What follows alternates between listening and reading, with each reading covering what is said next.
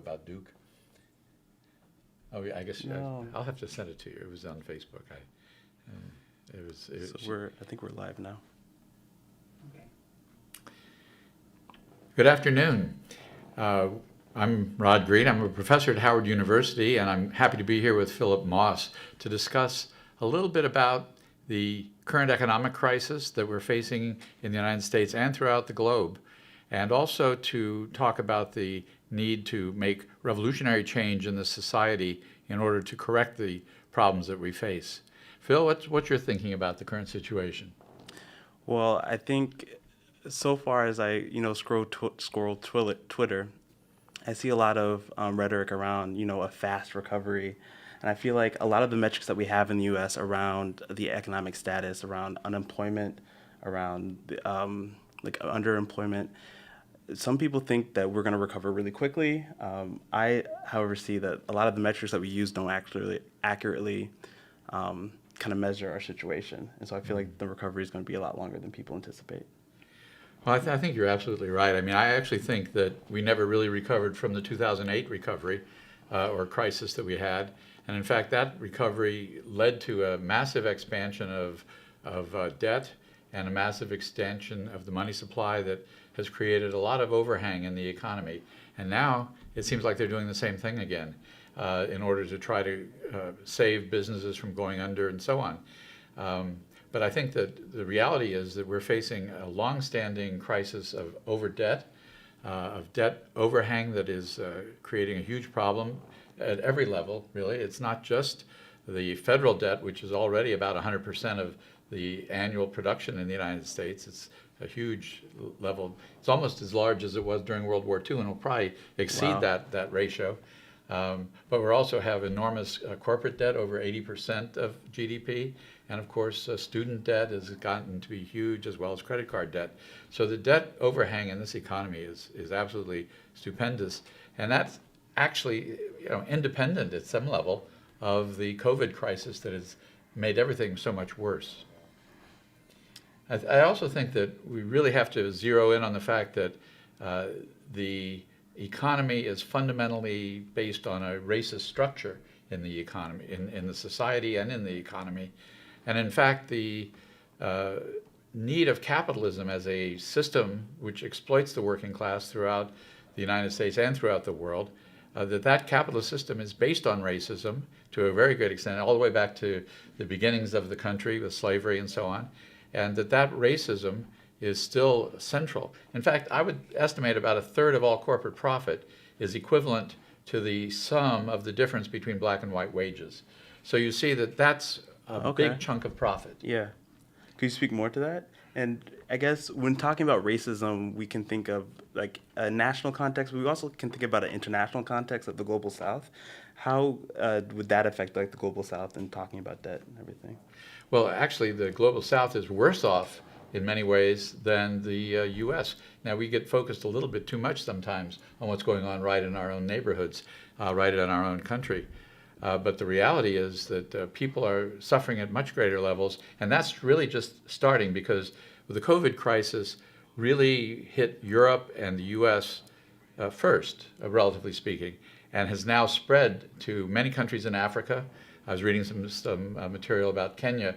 Nairobi is having a huge increase in its infection rate, and at the same time it's closing its economy, and it's also facing a famine as a result of a locust. Oh, wow. I did see that. Locust plague, sort of back to the Egyptian in the Bible or something, The 12 plagues, something like that. Yeah, something like that. But in any event, I think that we're really looking at a global form of racism, which really we normally call imperialism. That is, the U.S. companies have invested abroad in order to pay the lowest possible wages. Think of the young women in Bangladesh, in the textile factories, who make less than $1 a day and who live in terrible conditions and often have been killed by factory accidents. There's one a few years ago where hundreds of young women were killed when a factory collapsed. Why did it collapse? Because it had been built in a shoddy way.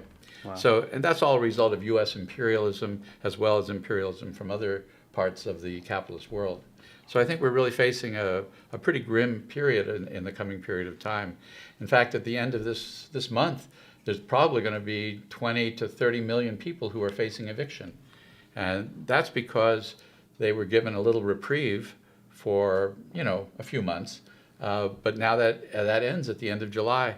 And in fact, people are mobilizing against that. I know that in Langley Park, for example, CASA has been helping tenants there carry out a rent strike and trying to negotiate a settlement with the landlords there. And in fact, on Saturday in D.C., there's a huge demonstration coming up in Columbia Heights as part of a rent strike. And so, I mean, there is a significant effort to fight back against these terrible things that are happening.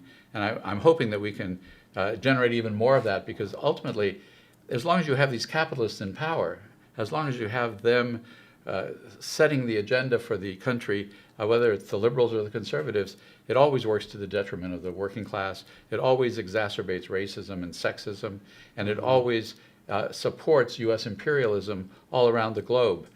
One thing that they all agree on unanimously, practically, in Congress is a huge defense budget. They just passed another one just a month ago. So they all agreed on that. They could fight about some other things, but that's what they certainly are happy to buttress the U.S. empire, which is failing in many places around the world too. So the U.S. capitalists are facing a lot of crises. So you spoke a little bit about imperialism and how the U.S. has been imperialist. What would you see as some other nations that would be imperialist that kind of are rivaling the U.S. in this current moment? Well, that's an interesting question, because, we used to think China was, a source of great optimism because they made a revolution in 1949 and overthrew the Japanese imperialists, and they then went on to build some really remarkable experiments in communal living and so on. And then when they were faced with a reversal of some of those gains, they launched the Great Leap Forward, and then after that, the Cultural Revolution. These all seemed like they were really great things, and really bringing workers to power. But unfortunately, there was a right wing within that movement that kept fighting against those changes, those improvements for the working class and peasantry. And they came to power in the 1970s, and they came in with this, what they called the four modernizations, which mainly meant restoring capitalism. So what happened since then is that China has been on the capitalist road, and now it's really on the imperialist road. So you ask about an alternative imperialist. Well, China has gone from being this beacon of communist egalitarianism to becoming one of the worst imperialists in the world, second only to the U.S. at this point. But it's trying to be number one. Now, it's very patient as an imperialist country, but it's working pretty aggressively right now to assert itself. It's already spent trillions of yuan in investments in all throughout Africa, all throughout Latin America, and also throughout Southeast Asia. And it's also bolstered its military capacity. It's actually got an aircraft carrier that it built itself. So it's pushing pretty hard against the U.S. Around the world. In fact, right now, I was just reading in the Washington Post that Oracle in the Washington area, that apparently China has begun to make a fairly detailed agreement with Iran to provide weapons and so on in exchange for oil supplies, which completely would undermine the U.S.'s imperialist efforts to quash the Iranian regime. So we see that there's a rivalry among imperialists growing throughout the world. And now that's not to leave out the Europeans, the traditional, the progenitors really of genocide in Africa, in Asia, in India, and all these places that England and France and Belgium, Italy colonized for their own benefit, carrying out the slave trade and so on as a way of making a lot of the original capital that was needed to launch capitalism in the first place. So yeah, we have these other imperialists, but they're kind of minor. The big players right now, I would say, are China and the U.S. in terms of inter-imperialist battles. But I would say that in all these cases, the people who lose out is not one imperialist or another. They can lose little. But who loses is the international working class, the global working class, which is at the beck and call of these imperialists and has to be able to build revolutionary struggles in order to turn that around. And that's actually why I joined, many years ago, the Progressive Labor Party, which is a revolutionary communist group that really wants to topple the whole racist, capitalist, sexist, imperialist system. A lot of ists in there, I know. Yeah. but they're all tied to that fundamental idea that we have a capitalist system that exploits the working class, that pays them less than the value of what they produce, and that fundamental exploitation that they do is key to the whole rest of the apparatus in the world, whether it's the sexist and racist ideology, the institutional and structural racism in this society, all of which goes to help buttress their ability to exploit the working class as a whole. One thing when we're talking about Black Lives Matter and the tremendous rebellions and insurrections that have been happening around the country, one thing we should really remember is that one of the key roles of racism is, first of all, to suppress and oppress and exploit, super exploit African American workers and to some extent Latino workers. But it's also aimed at the heart of the working class, including workers who happen to be white. Because as long as we have this racist division where black and white and Latino, immigrant and citizen can't unite in a common struggle, they are all weakened relative to the capitalists who sit back and chuckle all the way to the bank with the extra exploitation they're able to achieve as a result of racism. So it's actually in the interest of every worker to fight racism and to be part of these uprisings that have been going on. And I think we've seen a little bit of that, which I'm very happy to see. I think that's a good indicator for the future. So speaking about racism and among workers, have seen in the past couple of years a rising surge for the Fight for 15. Do you think that would be enough to kind of solve the wage differential between different races, maybe different genders as well? Not at all.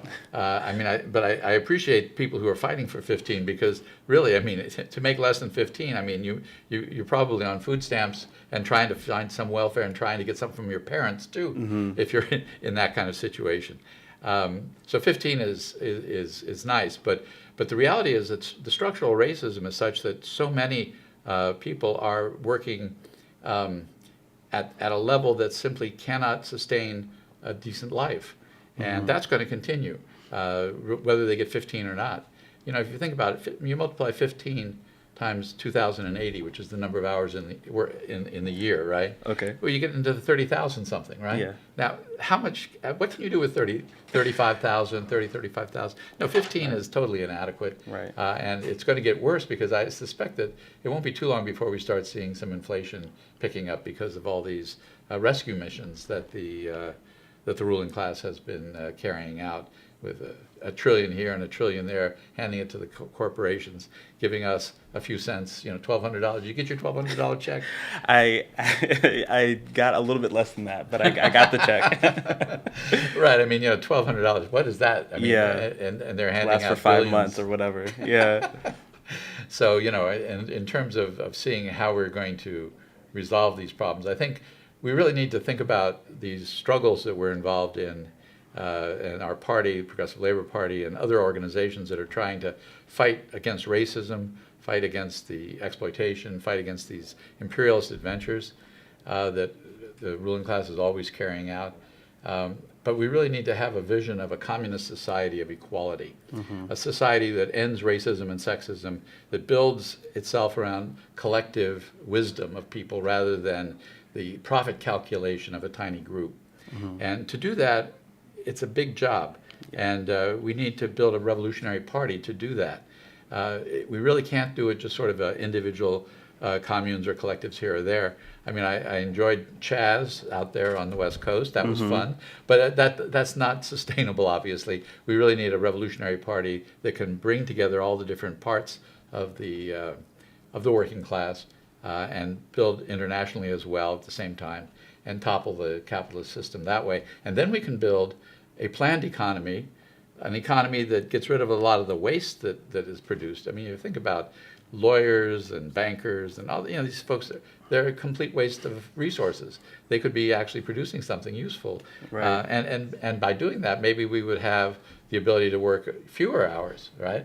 Yeah. But on the other hand, we do want to be able to work collectively to meet each other's needs and to meet the needs of workers all around the world. And that's the kind of society that a planned economy can help develop. And we can't get that without having a communist organization that sees that egalitarian collective system as its vision. So you spoke about, the need for a communist vision, and in order to achieve a communist vision, the need for a party. But those kind of seem like, like a mass party where people can actually topple the state authority seems like a far off kind of reality. What are some struggles that people can take up today to kind of challenge capitalism? Well, first of all, I don't think it's that far off. Okay. I mean, I agree that that's a big vision, and we don't have the capacity to do anything resembling that today. So I will grant you that. But there's that famous saying from I guess it was Karl Marx, who said that sometimes 20 years happens in one day.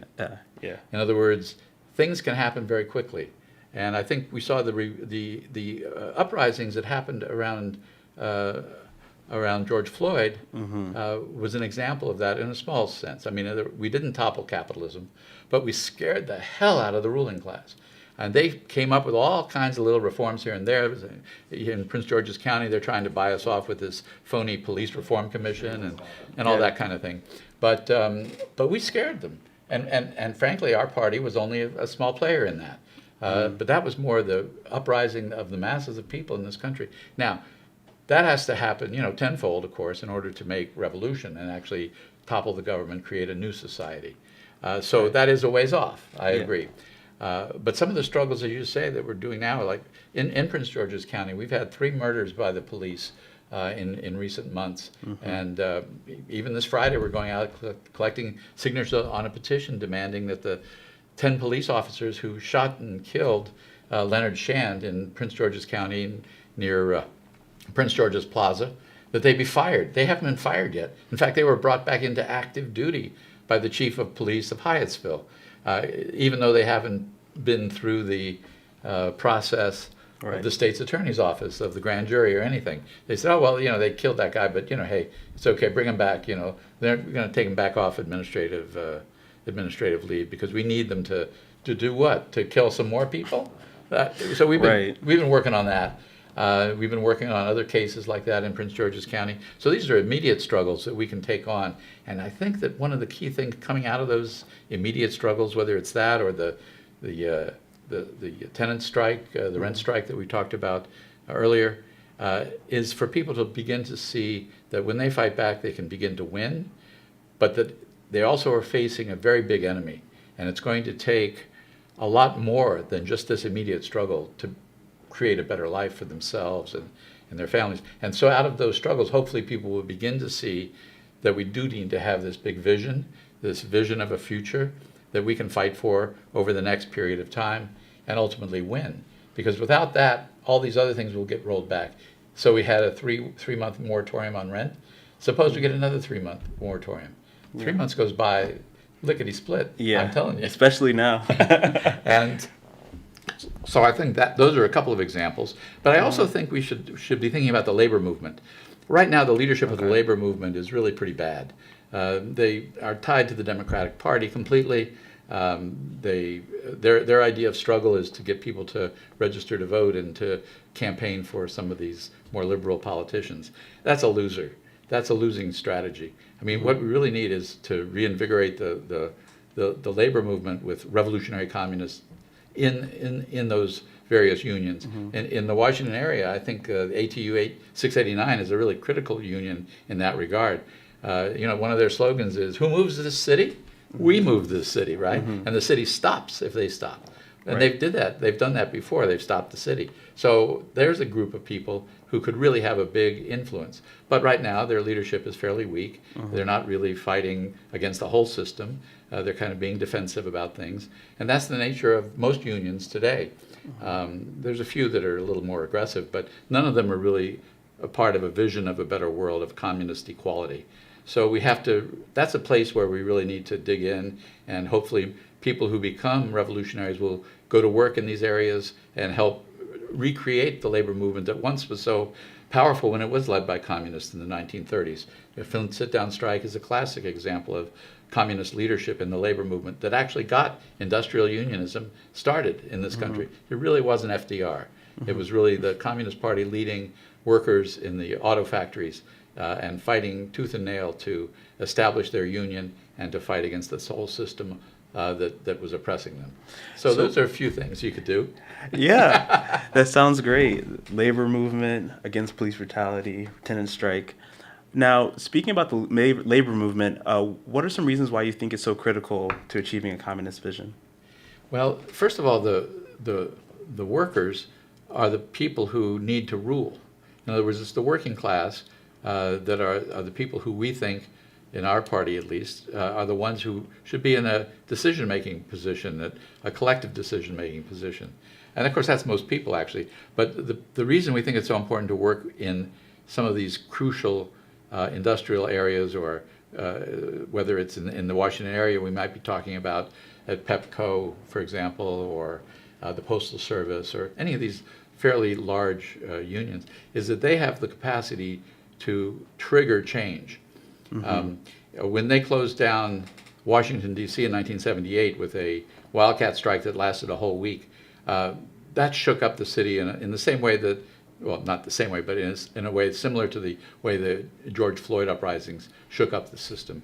And if that shakeup could lead to the building of a more substantial revolutionary party that could then be involved in the postal unions, that could be involved in the electrical unions, involved in many of these other mass unions, we could then have a fighting force that could really advance the struggle towards this vision of communism.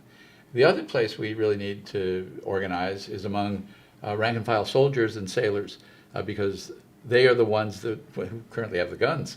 Right. And if they were completely aligned against us, we'd be in big trouble, even with all the unions involved. But usually what happens is when there's a big uprising by labor, the National Guard and so on will often be very shaky about their loyalty to the capitalists, and in many cases will defect. During one of those interesting examples of that was when there was an uprising in Detroit, just a long time. This is in the 60s or 70s, but in any event, there was a big uprising, and the 101st Airborne, which was slated to go to Vietnam, this was during the Vietnam War, had to be redirected to go to Detroit. Right. And and a lot of the soldiers refused to go, and some of them ended up in jail for quite a little while. But the point was that if we are organizing among rank and file soldiers, sailors, Marines, and so on, we have an opportunity to bring that together with the labor movement, that is a more revolutionary labor movement, and that can actually make revolution. Mm-hmm. So circling back to the current crises and how the economy might affect it, we've seen an increase in anti-China rhetoric from the U.S., particularly from Trump, kind of bemoaning China for maybe hiding data or for giving its materials to other nations and not the U.S.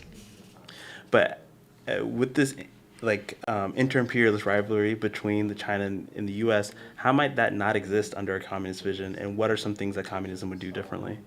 Well, first of all, the communist movement, wherever it arises, has to have an international perspective. That is, workers of the world are all the same, essentially. I mean, whether you're from India, South Africa, the U.S., workers are workers. But we're divided by borders, we're divided by racist rhetoric like we've seen many times. And so what communists try to do is build across lines, across those national lines. And so at various points in the history of the communist movement, there have been genuine international organizations of communists that have coordinated across borders. And that's what we would want to do in China. So right now, in fact, our party is trying to develop some contacts with the revolutionary left in China, which exists and is actually very threatening to the current regime. And so we're interested in strengthening that, helping that as much as we can, and getting them to join with us in this vision of a communist world of equality. Now they had, at least in China, they had the experience of that vision being embraced by hundreds of millions of people, right, and fought for. So for them, it's a lot more realistic in some ways than it is for us. That's true. But we want to try to strengthen that relationship so that when these two superpowers go to war, if they do, we will be able to have rebellions within both countries against that war, and fight on both of our sides to stop our imperialist leaders from carrying out their war. Take the finger off the nuclear trigger, for example. It would be a nice slogan for both sides. Yeah, exactly. So I guess after the revolution, after we're fighting against these imperialists, what might communism do differently than capitalism as far as addressing the economic concerns and also maybe the health concerns around COVID? Well, I think the economic concerns are fairly straightforward. First, we expropriate all of the capitalists. After all, everything that they have is something that they've stolen from the working class. Right. So we expropriate that, all the factories, all the rail lines and all that, and collectively run that as part of a planned economy.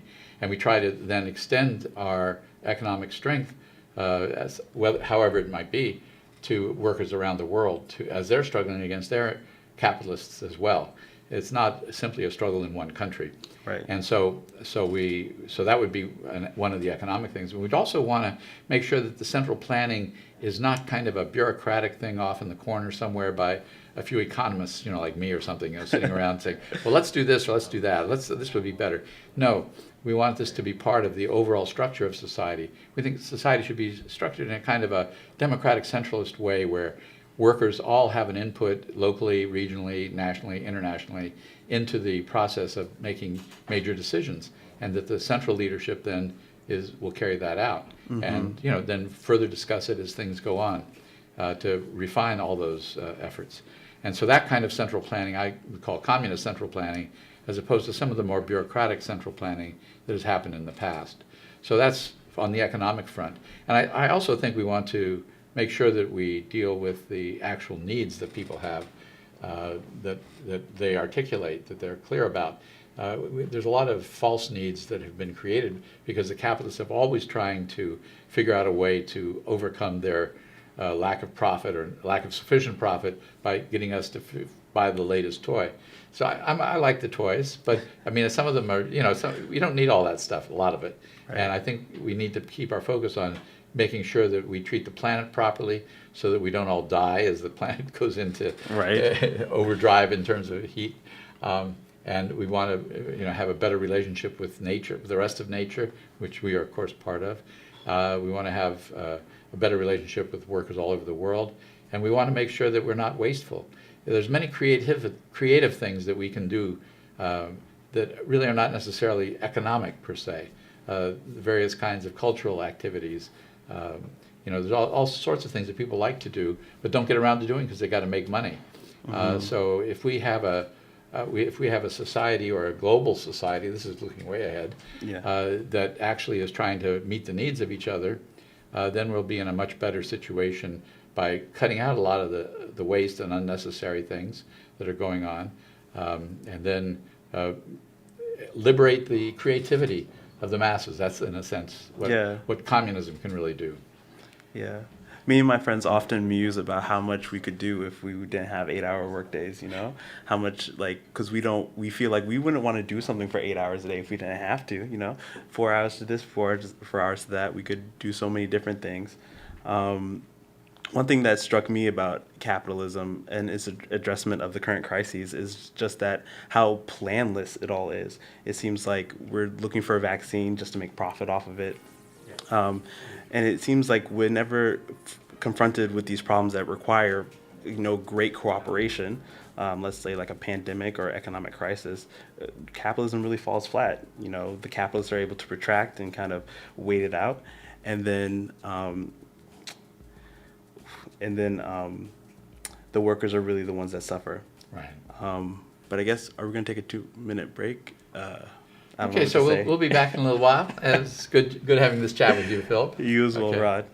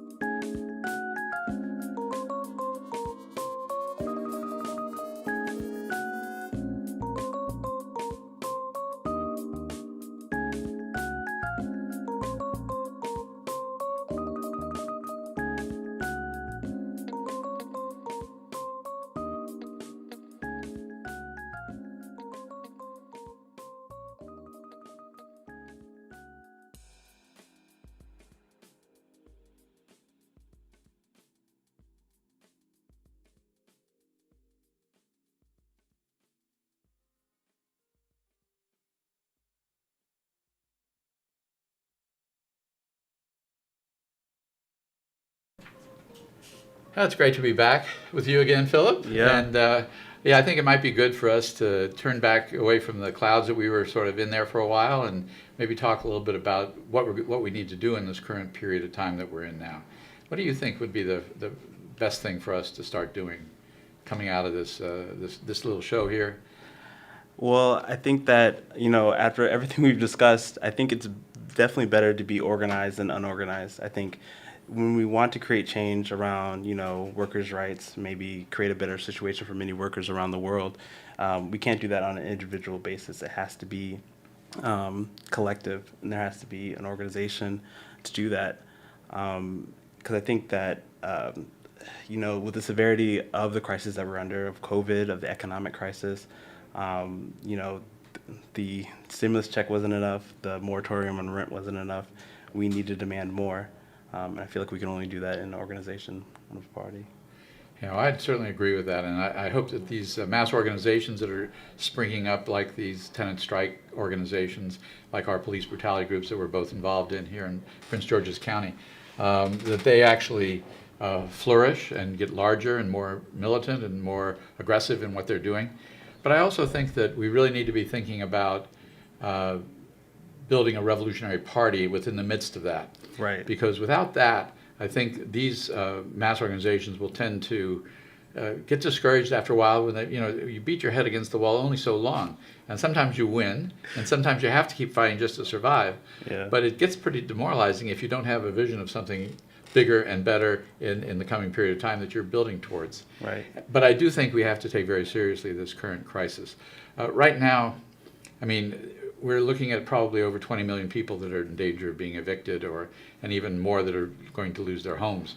Lots of people, especially African Americans, lost thousands and thousands of homes during the 2008 crisis, and this one's even more severe. Mm-hmm. So you're going to have a big increase in poverty, long-term poverty, unemployment that apparently is not going away. And at one point that really got to me the other day, I was reading about how they added the $600, remember, to the weekly unemployment benefit, okay. And that ends at the end of July. Right. And one of the things that they've been trying to do with the reopening of the economy is to make it so that when capitalists call people back to work, but if it's still dangerous and people say no, they lose all of their unemployment benefits.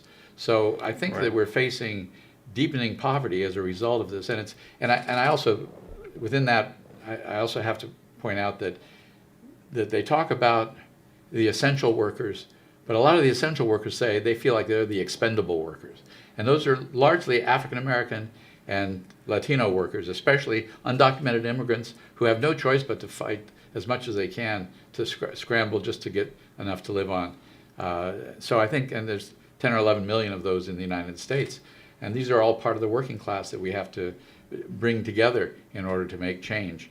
Mm-hmm. We're not getting out of this crisis anytime soon. The economic crisis is only getting worse at the moment and will continue to get worse. Bankruptcies are expanding. J.C. Penney's went bankrupt. Yeah. Yeah. And actually, interestingly, Hertz also went bankrupt. Hertz, the rental car agency. Oh, wow. Yeah. We're number one. Remember, that used to be their slogan. Yeah. Well, they went bankrupt also. But even so, their stock price went up to $6 a share after they declared bankruptcy, because it's so easy to get this money from the Fed and from the federal government, from the Treasury. Mm-hmm. And yet that's obviously just money down the rat hole. They're bankrupt, So I think that the extent of the crisis is only beginning, and that means that we have to accelerate our efforts to bring together both the mass organizations that we were talking about and also the Revolutionary Party, because without that, the mass organizations will not succeed in their vision of what they're trying to do. And so I think I'm hopeful that people who are involved in all of these activities, people who are watching this program, will take it upon themselves to contact us, Progressive Labor Party, the tenants' rights groups, and any of these groups that are fighting back, and help get involved in this action. Come out this Saturday, out to Columbia Heights for the rent strike. Just as a start. It's not enough, as somebody just posted on Facebook, said, you can't make revolution on Facebook. So I think Yeah. that you know, that's enough for tonight. Yeah. And I hope that we're able to continue this struggle and For sure. keep bringing more people into this revolutionary movement and into the fight against the capitalists and against racism. Cool. Okay, All right. Thanks, Rod. good. Look forward to seeing you all soon. Cool.